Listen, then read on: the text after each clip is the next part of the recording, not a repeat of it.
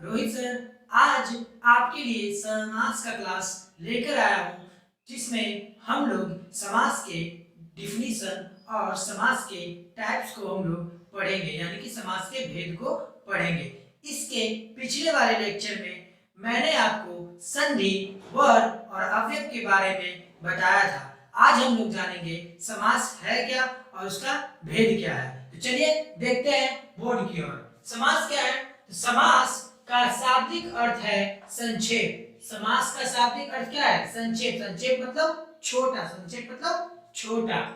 किंतु दो या अधिक पदों के मेल को समास कहते हैं। कहने का मतलब है क्या कि दो या अधिक पद जब एक साथ मिल जाते हैं तो उसको हम लोग क्या बोलते हैं? समास। और आगे देखिए, अर्थात समास में कई पद मिलकर एक पद बनता है। कहने का मतलब है कि समास में क्या चीज होता है? बहुत सारा पद मिलकर कोई एक पद बनेगा, उसको हम लोग बोलेंगे समास। चलिए देखते हैं एग्जांपल के साथ। एग्जांपल आपका लिखा हुआ है जैसे नीलम जोर उत्पलम। नीलम जोर उत्पलम, एक पद ये है, एक पद ये है, ये दोनों पद मिलकर बन गया आपका एक नया पद, जिसको हम लोग बोलते हैं एक पद। जैसे कि देखिए, एक पद ये मिला, दूसरा पद ये मिला, दोनों जुटकर कोई एक पद बन गया, तो इसको हम लोग बोलते हैं, क्या बोलेंगे? समास। इसको हम लोग क्या बोलेंगे?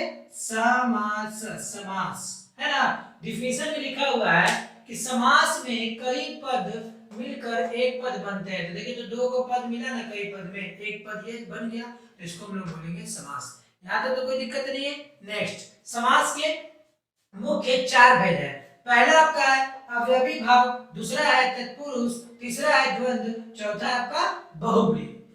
तत्पुरुष को दो भाग में डिवाइड किया गया है, कर्मधारय और द्विगु। कर्मधारय और द्विगु। तो कर्मधारय और द्विगु के बारे में भी पढ़ेंगे। सबसे पहले हम लोग पढ़ेंगे अवयवी भाव, फिर उसके बाद पढ़ेंगे तत्पुरुष, फिर इसके भेद, फिर उसके बाद द्वंद्व समास, उसके बाद बहुब्रीहि समास। इसके जो भी नियम रहेंगे वो भी हम लोग क्या करेंगे? साथ में पढ़ते चलेंगे। तो पहला आपका है अवयवी भाव समास। अवयवी भाव समास को हम लोग संस्कृत में क्या बोलते हैं? पूर्वदार्थ। पूर्वदार्थ देखिए कैसे पढ़ रहे हैं, पूर्वदार्थ। पूर्वदार्थ प्रधानो, पूर्वदार्थ प्रधानो अवयवी भाव। अवयवी भाव, इसको पढ़ते हैं हम लोग अ। पिछले लेक्चर में संधि में मैंने आपको बताया था कि इसको हम लोग बोलते हैं अ। अ के ऊपर कभी भी माथा आपको नहीं बांधना, यानी कि आपको लाइन क्या करना, मिलाना नहीं है, उसको हमेशा खाली रखना है। तो ये सब बात को आप ध्यान रखिएगा। तो अवयवी भाव का पूर्व यानी कि पहला पद प्रधान होता है, इसमें पूर्व पद अवयवी अवयव होता है तथा दूसरा पद संज्ञा होता है। देखिए, जो संस्कृत में इसका नाम लिखा गया है पूर्वदार्थ प्रधानो अवयवी भाव, इसी से डिफिनीशन पता चल जाता है कि पूर्वदार्थ प्रधानो यानी कि जो पूर्व पद जो होता है वो प्रधान होता है अवयवी भाव में। उसी तरह से यहाँ पे देखिए इसका डिफिनीशन भी लिखा हुआ है, अवयवी भाव का पूर्व यानी कि पहला पद प्रधान होता है, उसी को हम लोग बोलते हैं, क्या बोलते हैं? अवयवी भाव। इसमें लेकिन पूर्व पद जो होता है वो अवयव होता है, और अवयव के बारे में हम आपको बता चुके थे पिछले लेक्चर में कि अवयव क्या है, तो आप देख लीजिए। इसमें पूर्व पद अवयव होता है तथा दूसरा पद संज्ञा होता है, तथा दूसरा पद संज्ञा होता है। तो कहने का मतलब है कि जो यथा कालम है, यथा कालम है, ये आपका है अवयव, ये आपका है अवयव, और ये आपका क्या है? संज्ञा। ये आपका क्या है? संज्ञा। तो इस तरह के जहां पे आपको मिलेगा पहला पद अवयव और दूसरा पद संज्ञा, तो उसको हम लोग बोलते हैं, क्या बोलते हैं? अवयवी भाव समास। अवयवी भाव समास। अब आपको तो अवयव पता है कि अवयव किसे कहते हैं, संज्ञा भी पता है किसे कहते हैं। जहां पे देखिएगा ये दोनों साथ में रहेगा, पहले अवयव फिर संज्ञा, समझिएगा आपको किस क्या बोलते हैं इसको? अवयवी भाव, अवयवी भाव समास। क्या बोलेंगे उसको? अवयवी भाव समास। अगर आपको अवयव नहीं पता है तो पहले पिछले लेक्चर में जाइए ट्यूटोरियल में, अवयव का डिफिनीशन, अवयव का टाइप्स, अवयव का टाइप्स और डिफिनीशन दोनों के आगे इसको पढ़िए अच्छे से, नियम को देखिए, फिर आप इसको आगे पढ़ सकते हैं, तो आपको समझ में आएगा, नहीं तो इसके अलावा समझ में नहीं आएगा। अभी आप जो देख रहे हैं इसको ध्यान से देखिए, पहले इतना तो समझ में आ गया। चलिए अब लोग नेक्स्ट देखते हैं क्या है। चलिए बच्चों, तो आगे देखते हैं क्या है। आपका सेकंड नंबर है तत्पुरुष समास। तत्पुरुष समास का जो संस्कृत में जो इसका डिफिनीशन है, जो एक वर्ड में इसका डिफिनीशन मिल जाएगा संस्कृत में, उत्तर पदार्थ प्रधान तत्पुरुष, मतलब कहने का मतलब है कि उत्तर पद का जो अर्थ होता है वो प्रधान होता है। उत्तर पद का अर्थ प्रधान होता है, उसे हम लोग बोलते हैं तत्पुरुष समास। इसी के जो संस्कृत का जो डिफिनीशन, जो नाम लिखा गया यहाँ पे, इसी में डिफिनीशन है। चलिए हिंदी में भी देख लेते हैं। तत्पुरुष समास में उत्तर पद के अर्थ की प्रधानता होती है कि नहीं? देखिए जो यही पे बोले वो यहाँ पे भी बोल रहा है। तो यहाँ तक हो गया। जैसे में कृष्णम जोड़ श्रीता, कृष्णम जोड़ श्रीता, कृष्णम जोड़ जो श्रीता है इक्वल टू हो गया कृष्ण श्रीता। तो देखिए तो क्या करा था कि तत्पुरुष समास में उत्तर पद के अर्थ की प्रधानता होती है। तो उत्तर पद कौन है? उत्तर पद है आपका ये जो लास्ट में रहेगा वो आपका उत्तर होगा। तो उत्तर पद आपको ये हो गया।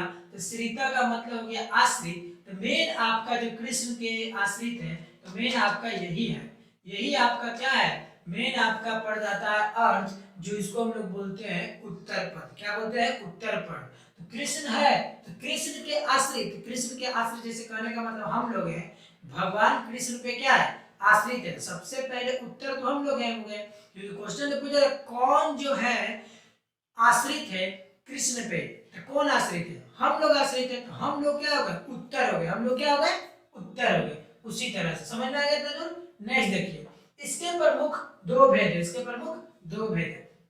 पहला आपका है कर्मधारय तत्पुरुष, पहला आपका है कर्मधारय तत्पुरुष। इसको अगर संस्कृत में डिफिनीशन देखा जाए तो देखिएगा ध्यान से, तत्पुरुष समानाधिकरण कर्मधारय, मतलब कहने का मतलब कि तत्पुरुष समास में समानाधिकरण कर्मधारय का ही क्या किया जाता है? यूज किया जाता है। तो इसका सही डिफिनीशन अगर देखना है तो पूरा इसको हिंदी को पढ़िए क्या लिखा हुआ।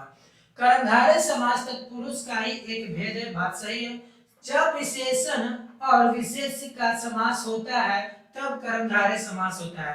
कहने का मतलब जहां पे विशेषण और विशेष्य दोनों एक साथ रहेंगे तब उसको हम लोग बोलेंगे कर्मधारय समास। इसी को बोलते हैं हम लोग क्या? समानाधिकरण। देखिए तो समानाधिकरण का अर्थ क्या होता है? जहां पे विशेषण और विशेष्य हो तो उसको हम लोग बोलेंगे समानाधिकरण। जैसे में देखिए आपको समझाते हैं, कृष्णा जोड़ सर्प, मतलब कि कृष्ण सर्प यानी कि उसका हिंदी होता है काला सांप। क्या होता है? काला सांप, काला सांप।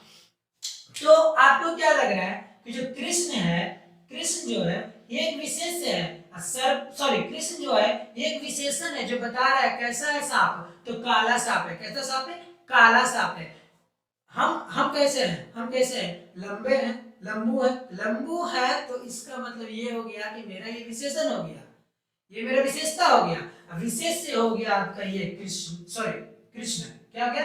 कृष्ण। जहां पे देखिएगा कि विशेषण और विशेष, सॉरी जहां पे देखिएगा कि विशेषण और विशेष यानी कि कृष्ण और सर्प, यानी कि सर्प जो है कैसा है? तो काला है। तो काला एक विशेषण हो गया, सर्प हो गया विशेष। किसके बारे में विशेषता बता रहा है? तो सांप के बारे में। जैसे कि हमारे बारे में विशेषता बता रहे हो, या हम खुद बता रहे हैं कि हम लंबे हैं, तो भाई हम लंबे हैं, तो हम जो लंबे होगा तो हमारा जो हो गया ये हम हो गए विशेष, जो लंबा हो गया ये हो गया आपका विशेषण। क्या हो गया? विशेषण। तो इस तरह से हम लोग बोल सकते हैं कि कृष्णा जो सर्प यानी काला सांप। तो इस तरह से हम लोग बोल सकते हैं कर्मधारय समास में होता है विशेषण और विशेष्य एक साथ। नेक्स्ट आपका है द्विगु समास। जिस कर्मधारय पद के प्रारंभ में संख्यावाची शब्द हो उसे हम लोग द्विगु समास कहते हैं। जो भी कर्मधारय पद रहेगा उसके प्रारंभ में क्या रहेगा? संख्यावाची। जहां पे आपको दिखेगा संख्यावाची, जैसे कि पंचगुह, पंचगुह क्या हो गया? पंचगुह। तो पंचगुह हुआ तो पंच क्या है? पंच क्या है? पंच, पंच आपका हो गया पांच, जो एक संख्यावाची है। सान, सान मतलब हो गया एक तरह से छह, सॉरी छह, तो आपका ये हो गया इस तरह से। जो मात्रा है ये आपका हो गया कर्मधारय पद के जो प्रारंभ में, तो कर्मधारय पद के प्रारंभ में आपका लग गया पंच, ये हो गया गु एक कर्मधारय पद। तो इसको हम लोग बोलते हैं, क्या बोलते हैं? द्विगु समास। क्या बोलते हैं? द्विगु समास। बस इतना याद रखिए, किसी भी शब्द के आगे संख्यावाची हो तो समझिए वो द्विगु समास है।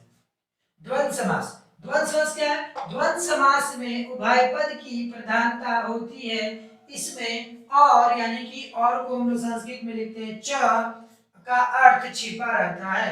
जैसे में मयूरी च कुकुट च, है ना, मयूरी च कुकुट च, तो मयूरी मतलब कि जो मोर हो गया, और कुकुट मतलब हो गया कुक्कू, मतलब होता है कोयल भी होता है।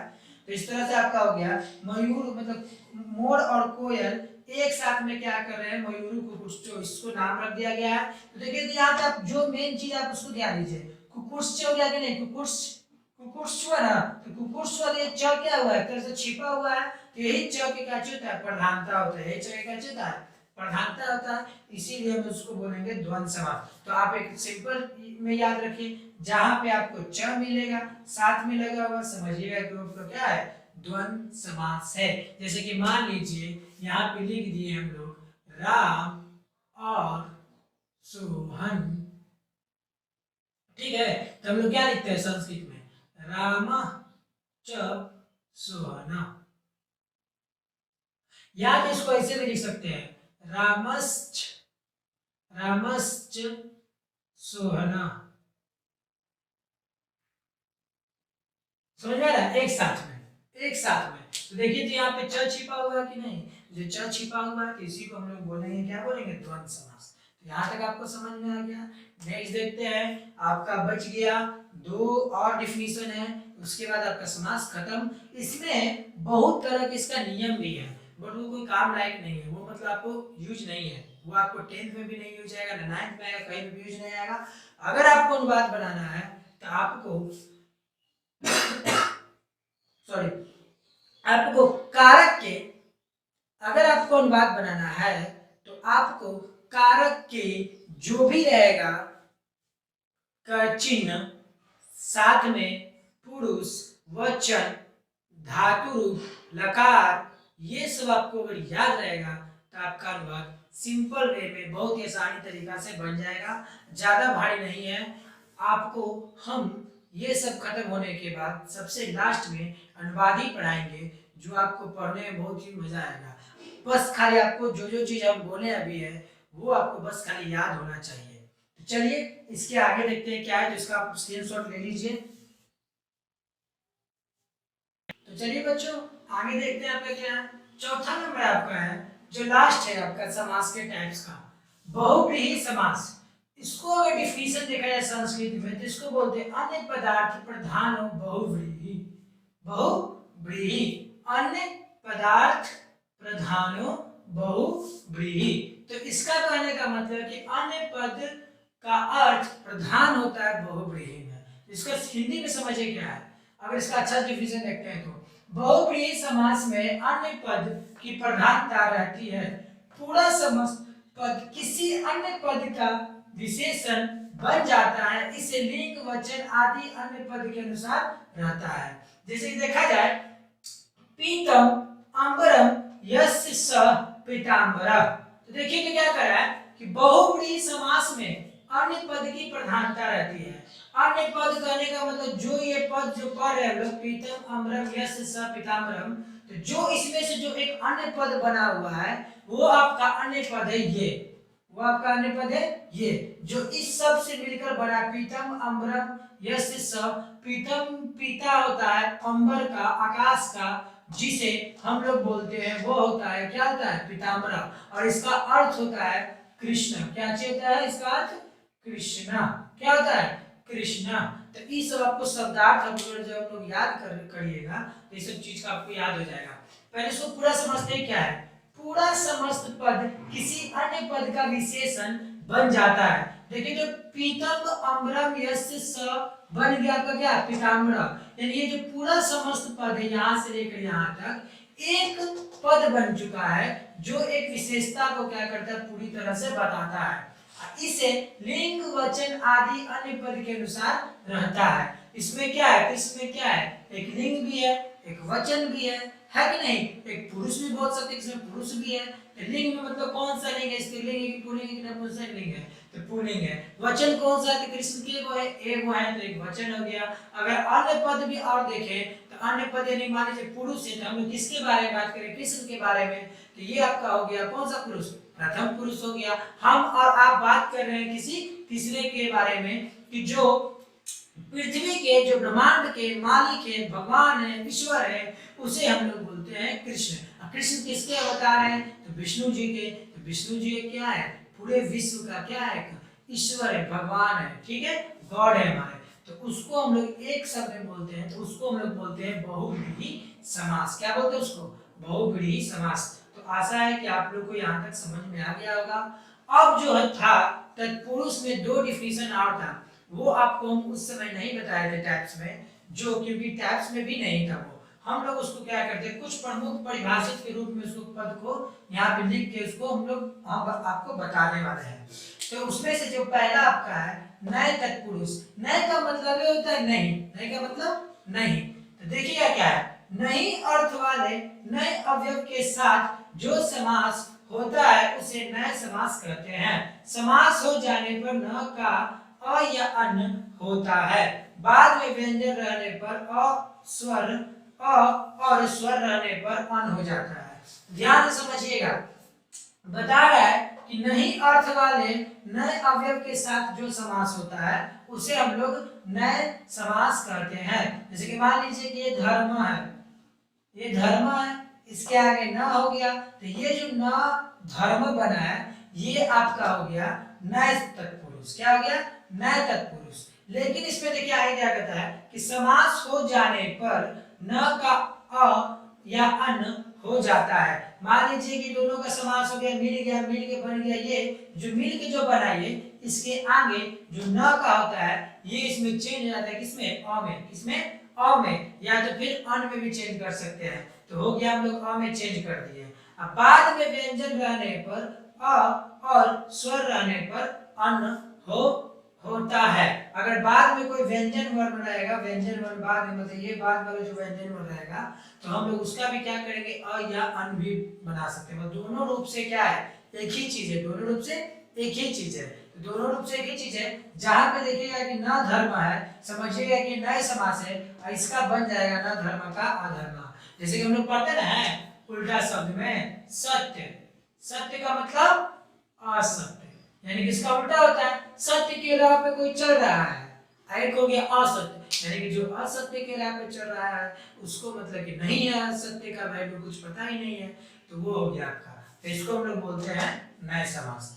चौथा हो गया प्रादि समास। क्या है? प्रादि समास। तो प्र आदि उपसर्गों के साथ सुबंत पद का जो समास होता है उसे प्रादि तत्पुरुष कहते हैं। कहने का मतलब है जो भी जो शब्द रहेगा अगर प्र आदि उपसर्गों के साथ मिलेगा, प्र आदि उपसर्गों के साथ मिलेगा, तो पद सुबंत पद का जो समास होता है उसे हम लोग क्या बोलते हैं? प्रादि समास। कहने का मतलब है कि जो प्र से स्टार्ट हो रहा है या फिर प्र से स्टार्ट नहीं होगा, या फिर कोई भी उपसर्ग की तरह रहेगा, कोई भी उपसर्ग मतलब कहने का मतलब प्र हो गया, प्र हो गया ना, प्र आदि का मतलब समझ में आ रहा है क्या? या तो प्र या तो कोई भी हो, कोई भी उपसर्ग हो, उपसर्ग में तो बहुत सारा चीज आता है, तो उस तरह की चीज अगर जो स्टार्ट होगा तो उसमें क्या होगा, उसको सुबंत पद का जो समास होता है उसे हम लोग तत्पुरुष समास कहते हैं। सुबंत पद कहने का मतलब है एक सिंपल सा एक अर्थ होता है, उसको हम लोग बोलते हैं। जैसे एग्जांपल समझते हैं हम लोग, प्रगता श्रेष्ठ। प्रगता का मतलब कुछ होता है श्रेष्ठ आचार्य, जिसका बन गया क्या? प्राचार्य। देखिए तो प्रगता है, इसका जो आचार्य है, इन दोनों मिलकर आपका बन गया प्राचार्य। तो ये क्या है? सुबंत पद बन रहा है। क्या बन रहा है? सुबंत पद मतलब सबसे छोटा पद उसका, जिसका अर्थ क्या है? बहुत ही इंपॉर्टेंट है। सोचिए, प्रगत, प्रगत, ये सब क्या हो गया? खत्म हो गया। एक सुबंत पद मतलब प्र से आ का मिलन हुआ, बन गया प्रा जोड़चार्य। तो इस तरह से शब्द को हम लोग बोलते हैं, क्या बोलते हैं? प्रादि तत्पुरुष। उसी तरह से दुष्ट जोड़ जना, देखिए तो दू हट गया, दू है, सट हट गया, बाकी जो सट की जगह पे था लग गया र, अब बन गया आपका दुर्जना। मतलब ज्यादातर क्या होगा कि कोई भी चीज में, इधर ध्यान दीजिएगा, प्रादि समास में या तो कोई शब्द प्र से स्टार्ट होगा या तो कोई सुबंत पद बनेगा। सुबंत पद कहने का मतलब है कि जो स्टार्टिंग का जो शब्द रहेगा उसके बाद का जो रहेगा शब्द वो खत्म हो जाएगा, उसकी जगह पे कोई नया चीज अगर आ जाता है तो उसको हम लोग बोलते हैं, क्या बोलते हैं, प्राधि समास। ये प्राधि तत्पुरुष, ये जो है ज्यादा इसमें ये तो आता नहीं है, कंफर्म ये नहीं आएगा, लेकिन ये जरूर आता है। बाकी सब जो है बहुत ही इंपॉर्टेंट है, जो आपको बता चुके हैं। तो आप इसको क्या कीजिए, कॉपी में अच्छी तरह से नोट डाउन कीजिए, पॉज कीजिए वीडियो को स्क्रीनशॉट लीजिए, स्क्रीनशॉट लेके उसको कॉपी में अच्छी तरह से नोट डाउन कीजिए। फिर जहां पे प्रॉब्लम होता है आप कमेंट बॉक्स के नीचे बता सकते हैं।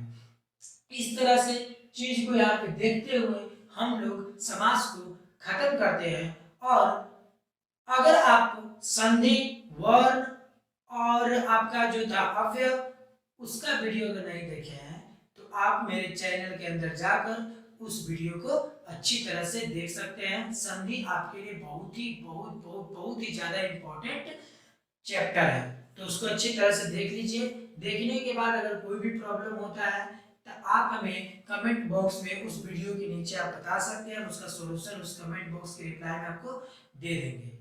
यहाँ तक हो गया। चलिए तो इसको देखते हुए मैं यहाँ पे क्या करते हैं, इस चीज को खत्म करते हैं।